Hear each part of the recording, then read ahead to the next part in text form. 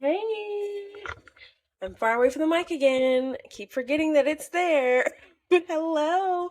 Welcome or welcome back to Lani G Speaks the podcast. I'm very excited to have you here with me today because we're talking about you guessed it. Actually, you didn't guess it because the title's already there for you. It's giving emotional resilience. Okay. I want to talk about this topic for multiple reasons because what's new? But today's episode was prompted by today's yoga practice. So I got back into yoga, y'all, because I'm not going to lie to you. I have literally been struggling to stay consistent with my yoga practice for probably like months. Like I'll do it and then I'll be like, oh my God, that feels so good. I don't know why I even stopped doing it. And then I'll just be like, I don't feel like it. I don't feel like it. I don't feel like it. Like, your girl was struggling to be consistent with my yogic practice, even though I know it's beneficial to me. Nevertheless, I got back on the mat today. So claps for me. Woo, woo, claps for me. I'm very happy about that. In the middle of my yoga practice today, I was doing pigeon pose. It was a YouTube led experience. And in that pose, which I love the reminders. Let me just get into it. In the pose, the teacher goes, pay attention to your thoughts as you're dealing with a difficult pose. Like, pay attention to, like, what is your mind telling you? Like, what are you wanting to do? Are you trying to distract yourself? Are you trying to get out of the pose? Like, what are you doing? What's happening right now within you as you're dealing with this difficult pose? And if you've done pigeon, especially if you ain't been doing yoga in a minute, or if you've never done yoga, you do pigeon. Pigeon is an intense pose, like especially in that hip region, okay? It's just a lot, So it reminded me once again how what lessons I learned on the mat can be applied off the mat, which is another reason why I recommend yoga to everybody. For if you're on your healing journey, first of all, somatic healing is like I will just say for me, 10 times better than talking about it. Like sometimes just talking about the thing that makes me feel pain or whatever is not very helpful, but moving my body and getting that energy flowing or just removed from a specific place in my body that I've been holding it is helpful. So that's one reason I suggested. Another reason is moments like these when you remember, oh my God, what do I do when I'm sitting with difficult feelings? What do I do when I'm experiencing difficult feelings? What do I do when I'm experiencing just a difficult experience, like something that's not what I expected? Do I try to escape it? Do I try to go around it? Do I go through it? And so that is what brought me to today's topic, because I was like, oh my God, this is something that I've had to learn. I would love to share this with the beautiful people who listen to this podcast, of learning how to be emotionally resilient, which I think is a powerful tool to have in your healing toolbox, because you will navigate difficult emotions, you will navigate difficult feelings, you will navigate very, very difficult experiences, but how do you approach those, and how you approach those really impacts your ability to, I don't want to say be successful, but to like have the fullness of that experience, which is the fullness of being a human being.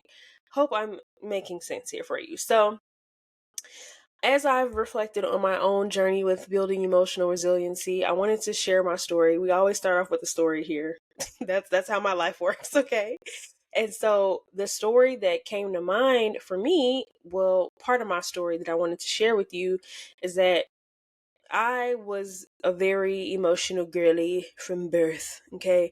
Always have been super in touch with my emotions, and didn't really feel a way about expressing them until like growing up in my family, where emotions were just like, we don't know how to do with that, girl. Shut up. You know what I'm saying? Like, tone it down. You're being dramatic. You're doing a little too much. You sensitive. It's not that deep. All those things, all those messages are things that I was hearing as an emotional girly, as an emotional child. And it was a learned behavior for me to suppress my emotions, to not show them, or maybe in my safe spaces with my teddy bears, I definitely did talk to them. But I just, I was taught to keep my emotions at bay, don't be diving too deep into that stuff, girl.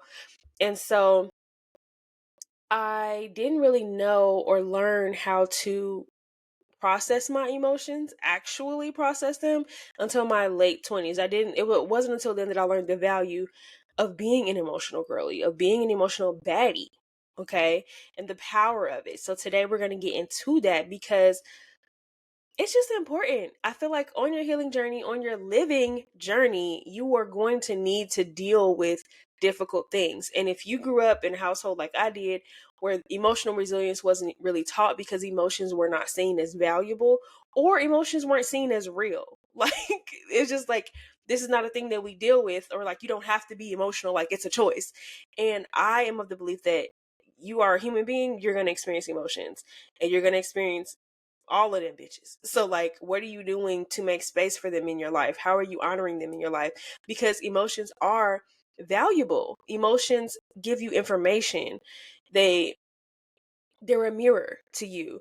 And I think it's a very big key, a very part of being self-aware is knowing your emotions, knowing what they are, knowing what they feel like, knowing what it looks like, knowing what you need when you're experiencing a certain emotion. All those things, they are important to understand when you are living life. So, as much as I talk about healing on this podcast, like it's also just a good tool to have for navigating life as an adult. So, we're going to talk about it. So, I think I'm liking this structure of having like it into three parts of like, what is the struggle of whatever we're talking about? So today we're talking about feeling the feels. What is the struggle of doing that? What is the struggle of being present with your emotions? What is the power of being present with your emotions? And also, what is the strategy for doing so? Because again, I say, I had to learn how to do this. I was not taught this. Like, I had to learn how to, resolve conflict because that wasn't really taught to me directly. Like, and not necessarily like in like you sit down in the class, you take notes, but like, what were the behaviors that you learned? Those are things that you were taught by your family, by your parents, by people in school, whatever. You were always being taught something. And that's why people say like you teach people how to treat you, because but by what you allow and what you don't allow, you're teaching people how to navigate you. And a lot of us as children, specifically I will say Black children, Black female children, we were not allowed to be our fullest expression of self. And let's even add more onto that with being a woman and then getting your period, not even knowing what the hell is happening with you, but you are experiencing a lot more emotions because of the hormonal changes, and there's no real space for that, because to this day, women, when we're experiencing any sort of emotion, if it looks like sadness, if it looks like anything besides homeostasis, it's, are you on your period? Now, I'm not gonna lie, sometimes I do be on my period when I be having these irrational moments. Other times I'm just experiencing being a human, and I'm sure many of my sisters out there can relate. So let's get into the struggle, because again, I will say, as I say pretty much every time, just because I say that it can be done does not mean that it is easy to do. It is difficult to do. There is a struggle associated with this. It's probably why we didn't do it to begin with, because it's hard. So let's talk about the struggle of feeling the feels. As someone who chronically avoided her emotions, the first thing when I started to allow myself to feel my feelings, I felt fear. I felt fear because I'm like, what is actually going to happen once I let myself feel whatever it is that I'm feeling? Am I going to crumble? I don't have time to crumble right now. Am I going to be upset? I can't be upset right now. Are you around the kids? If you got kids, I don't want to, take this out on all the things. It's a fearful experience to be like, oh my God, like, I'm feeling my feelings and I've never felt them before. Like, it's just a struggle. Like, it's a process. Second is, it can feel embarrassing. I know that I struggle to cry. Even alone, I struggle to cry because I'm like, girl, what did you cry for? You weak. Ain't nothing to cry about. Don't cry over spilled milk. Like, all those things, all those messages we received about emotions being whack, wiggity, wiggity, whack, not on the track, okay? And so, especially if you end up crying in front of someone else, oh my God, my world is ending. I'm embarrassed. I'm just like the worst person ever. That was peak embarrassment for me to cry. I still struggle to cry in front of people. I'm like, because my lips start trembling, I can't form a word. Like, it is embarrassing. I'm not gonna lie to you. I'd be embarrassed. I'd be embarrassed, and it is what it is. But that is a struggle. That is another reason, and a valid one. I'm not gonna lie to you, a valid reason why people tend to avoid their emotions. Another thing that is the struggle of it is that they come out of nowhere sometimes. Like your emotions, they just it's an ebb and flow. Anything can trigger your emotions, but that's what the problem is. It's because they can be triggered at any given moment. And that's unexpected, that's scary. And so when you're in a place where you work to manage yourself and keep yourself at this place of like, I don't respond to things, it's not that serious. My feelings are like, they're dramatic, I don't need to be doing that. When you start to allow yourself to feel the feelings, like something may trigger your senses trigger things. How many times have you smelled something and it takes you back to a place that maybe you don't want to go, but now you got these feelings? Are we ignoring them, or are we being like, oh man, that was such a rough time in my life. I'm so glad that I got through that. But oh wow, I'm grieving for the version of me that had to experience that, Like, what are we doing in that time? But anyway, that's another struggle.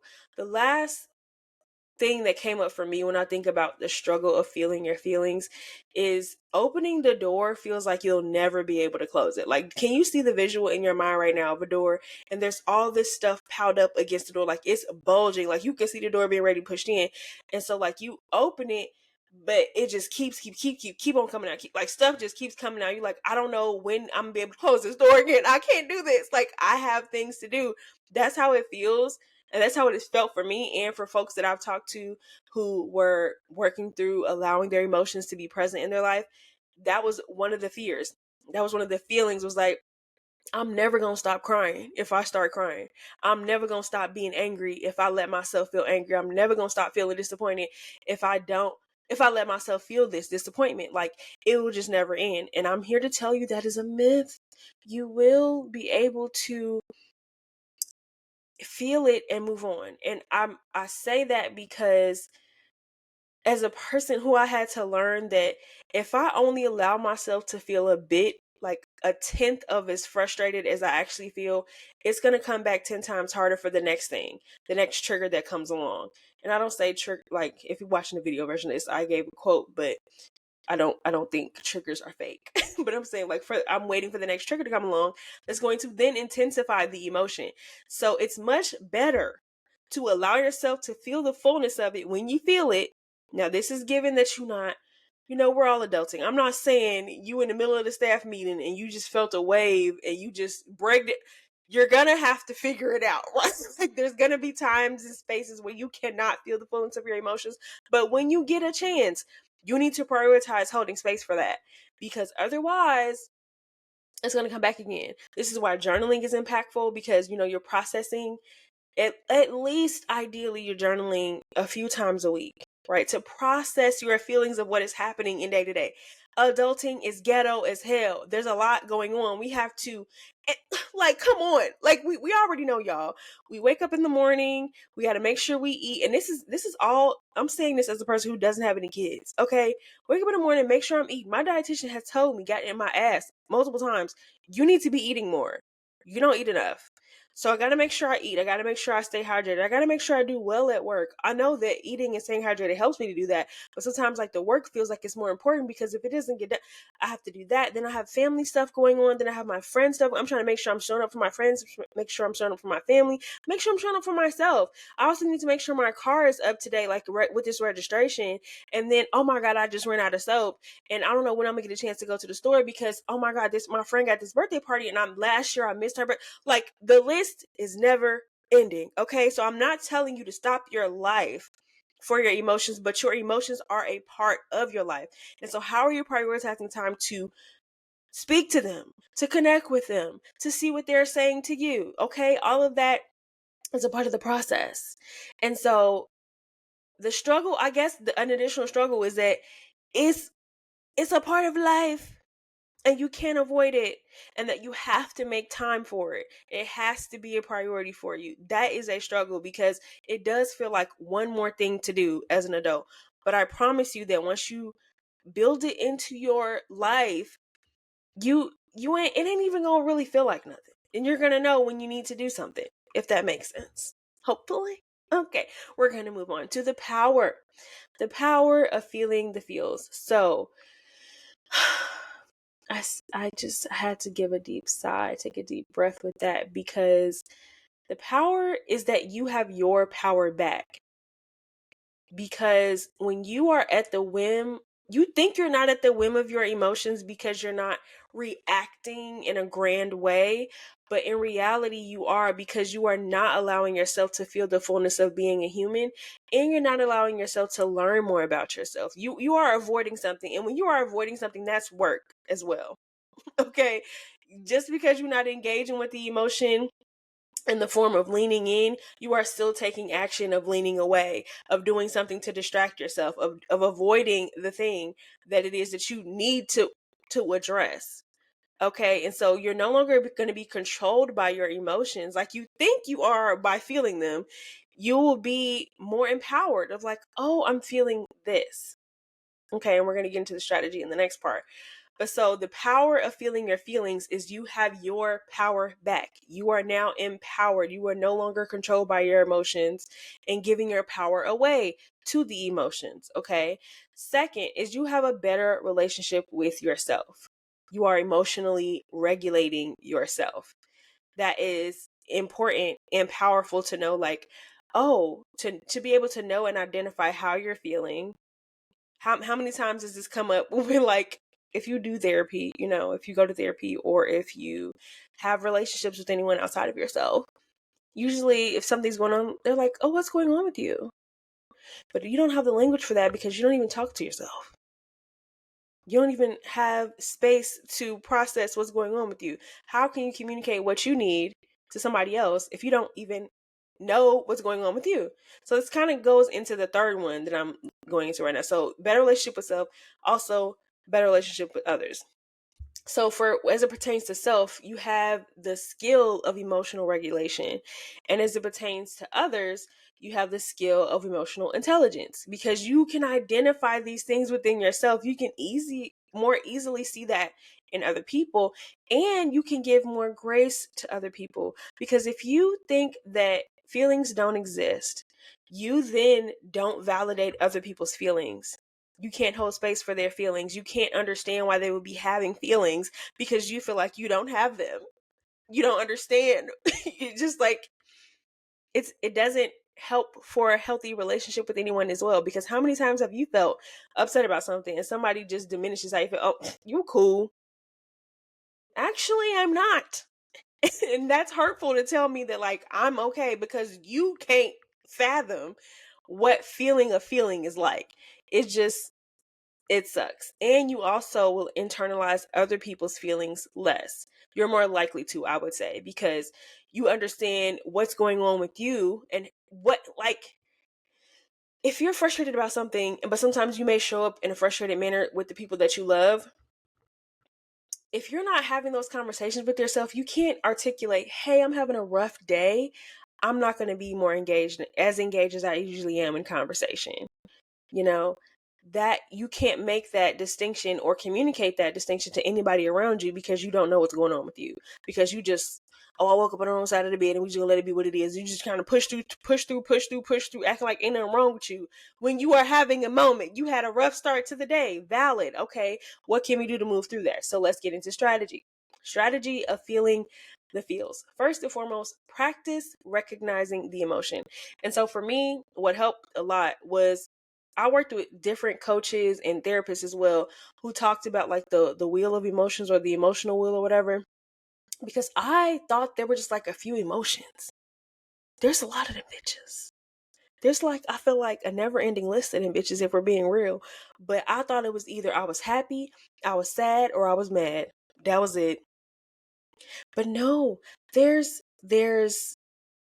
disappointment. There's apathy, right? There's so many different feelings. And if you can practice putting a name to those feelings, this is good for when you're asking the question why, or like, what is it that I'm really feeling? Because something that I learned too, as a person who, like, when I started letting my feelings happen for a while, it was anger mostly at first. It was just a whole bunch of anger. Underlying that was sadness. Underlying that was disappointment. Underlying that was fear, right? Like there were all these things that were underneath. But had I just left it at the top of, oh, I'm just mad, like I'm gonna be cool, I'm just mad right now. Right, but no, maybe that's like 10-year-old you who's pissed off. Why is 10-year-old you pissed off? Oh, because this situation feels like when back when I was 10, when such and such happened, and this is feeling like that again. Okay, so what can I do with that? Like what is the issue here?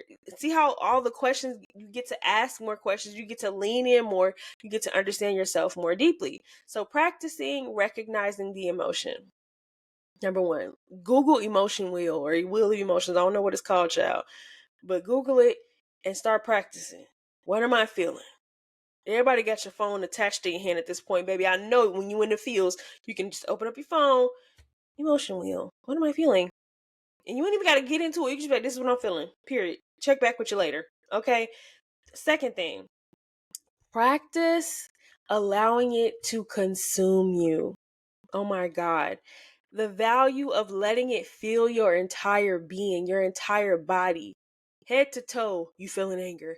Head to toe, you're feeling sadness. Head to toe, you're feeling disdain. Allowing yourself to feel the fullness of it. Deep breaths really help with this, right? Because I feel like that also, like, we can kind of constrict when we're feeling hard things. So breathing deeply allows it to kind of like breathe with you into your body, like continue to like move into the rest of your body. So that's what I would do. So you're identifying the emotion, then you're feeling the fullness of it, letting it all come up. This is something that we've practiced and we kind of do in the art of mothering yourself when we do like the inner child. Well, the whole piece is the inner child healing workshop, but the piece of getting it all out. Yes. So practice, after you've practiced identifying the emotion, recognizing it, identifying it, allowing it to consume you, then we're moving into transmuting it. This is how you become the alchemist of your life, okay? Because it doesn't really do you any good to just sit with the fact that, oh, I'm sad. Okay. Right. What now? Right? Are you gonna cry, get it out, release it? The transmutation is, for me, how I envision it is like you releasing it and it goes into something else. So whether it is just a cry and you just needed to shed some tears, whether it is something that you needed to create with it, right? Like how many people have created beautiful things for the world to see from their places of pain, right? I'm not saying you got to go make a movie or nothing, but like shit, if you're feeling called, go for it. You never know who that may help. Maybe you need to hit something, not someone, something, not not someone, not something that is alive. Hit something. I've punched a few pillows. I've punched my bed. I didn't punch a teddy bear. Don't you do that. I'm saying. We love teddy bears over here. Okay. Maybe you need to hit something. Maybe you need to throw up. I don't know. Like there's something you need to do to get it out of you so that it can go into something else. They can create something else because they say energy never dies. It just transfers. So like, where is it going? Right? What are you doing with that energy? Emotions are energy in motion. So like, let that shit move. Y'all don't be letting it move. You let it stay stagnant and no shade. Okay, this is just what's coming from our heart. You let it stay stagnant and you let it cause you more pain in other areas because suppressed emotions can lead to actual sickness, right? Like stress, I've seen, I don't know, you are included in the I've seen so many different articles about how specifically Black women are having more of these, what is it called?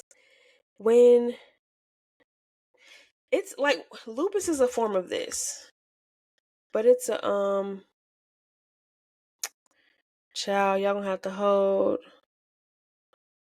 Lupus. It is, I don't even know. Child, okay, so this is not helpful. But more sickness. Okay, sickness happens when you don't allow your emotions to be in motion. You can create sickness in the body. This is what I'm trying to say. Mercury's in retrograde. Please bear with me, okay?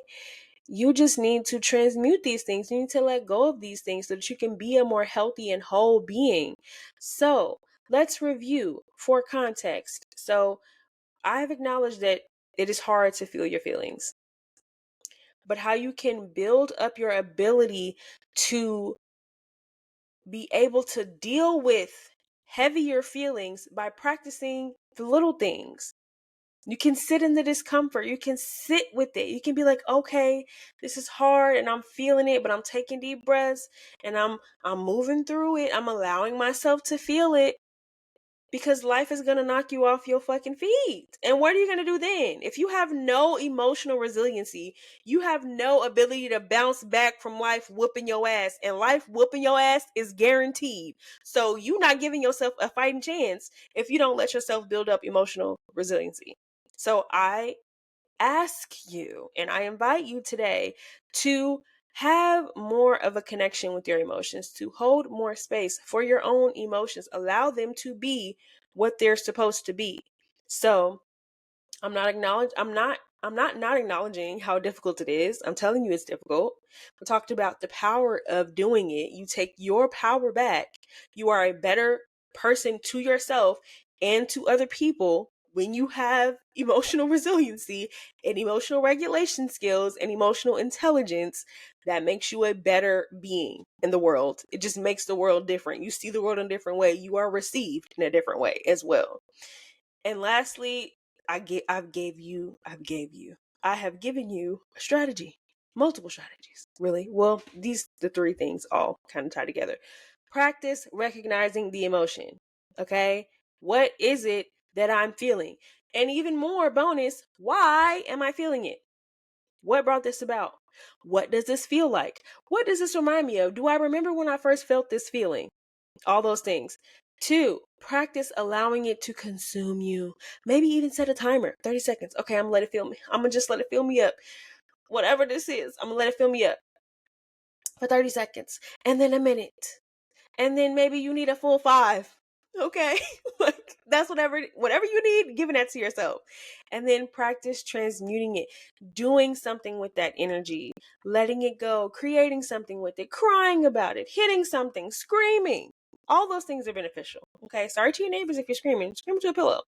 Or if you can go in your car into some parking lot all the way far away, because people can hear you outside your car, which I learned sadly. That you can hear everything that's going on in here, out there. I don't know why I thought that bitch was soundproof, but I'm a first time car owner, bitches. Shut up. So that is all I wanted to share today. I hope you have a wonderful day. Thank you for tuning in yet another week to Lani G Speaks, the podcast. I will be back next week. Have a great day. Bye.